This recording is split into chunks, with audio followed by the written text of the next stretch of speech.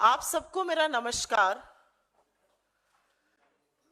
एक महत्वपूर्ण मुद्दे पर आपसे बात करनी है, क्योंकि सरकार की मानिए तो सब इतना चंगा है कि ढोल बज रहे हैं, नगाड़े बज रहे हैं, चकाचौंध है। जमीनी असलियत बड़ी अलग है।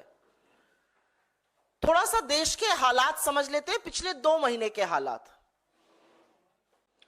आगरा के एक तरुण थे, उनकी नौकरी चली गई, घर चलाने के लिए कुछ छोटा मोटा काम किया, कर्जा लिया, आर्थिक तंगी इस कदर बढ़ गई कि फंदे से लटकती हुई उनकी लाश मिली और पास ही बेटे और मां की भी लाश पड़ी थी। जौनपुर के 42 वर्ष के रमेश बिंद थे, मजदूरी करते थे, काम नहीं मिल रहा था, उधार लेके खर्च चला रहे थे। वो शिकंजा कसता गया, आर्थिक तंगी बढ़ गई, कर्ज बढ़ता गया, उस बोझ के तले दब गए और अंततः गतवा फांसी के फंदे से झूल गए। पिछले हफ्ते ब्रजेश पाल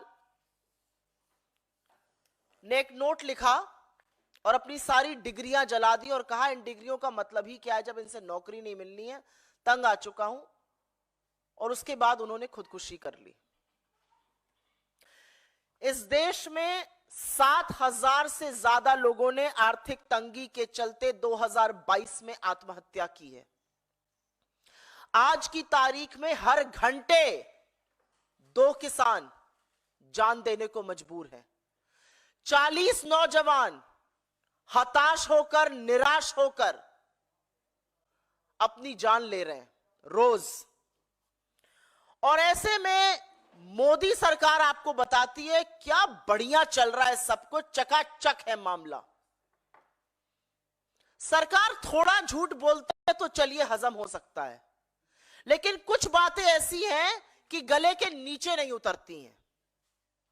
अब लगातार सरकार का नीति आयोग इस देश को और दुनिया को यह समझाने पर, यह सिद्ध करने पर तुला हुआ है कि नरेंद्र मोदी सरकार ने गरीबी का सफाया कर दिया है।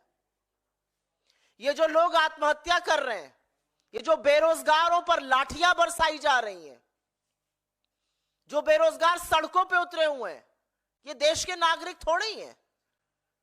ये कोई छुट्टे जानवर हैं जो घूम रहे हैं। यही समझाना चाहती है सरकार। इस देश के नीति आयोग ने अब यह सिद्ध करने का बीड़ा उठा लिया है कि देश में गरीबी नहीं है। और एक बिल्कुल चौंकाने वाला आंकड़ा आया है, जिसके चलते नीति आयोग ने, एनएसएसओ का यह आंकड़ा आया, उसमें कहा है कि गरीबी 5% पर आकर टिक गई है। 5% पर गरीबी आ गई है। मतलब अब सिर्फ 7 करोड़ लोग गरीब हैं, बाकी माला माल है। और इसीलिए ये जो झूठ है ये गले के नीचे नहीं उतरता है।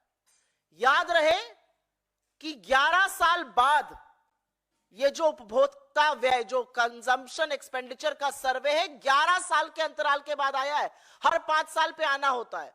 2017-18 का सर्वे सरकार ने कहा था क्वालिटी नहीं ठीक है, इसलिए विड्रॉ कर लिया गया था। असलियत यह थी कि नोटबंदी और एक फ्लॉड जीएसटी के चलते, गब्बर सिंह टैक्स के चलते वो 40 साल के सबसे निचले स्तर पर पहुंच गया था। तो वो दिखाने की हिम्मत नहीं थी सरकार की, इसलिए दिखाया नहीं गया था।